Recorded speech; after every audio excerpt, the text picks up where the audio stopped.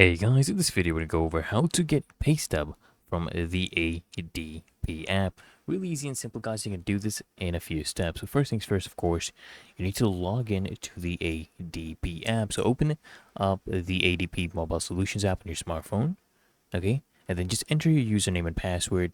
And if it's your first time, follow the prompts to set up your account, right? And then what you're going to do, guys, is you want to go ahead and navigate to the pay statements section. Okay, so once you're logged in, just tap on the pay option on the home screen. Just select pay statements to view all your available pay stubs. Okay, and then what you want to do, guys, you're going to go ahead and select a pay period.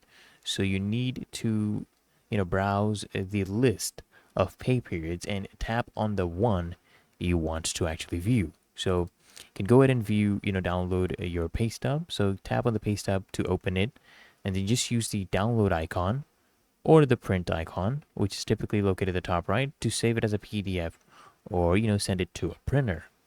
And what you can do, guys, is optional really. So you can enable notifications if you want.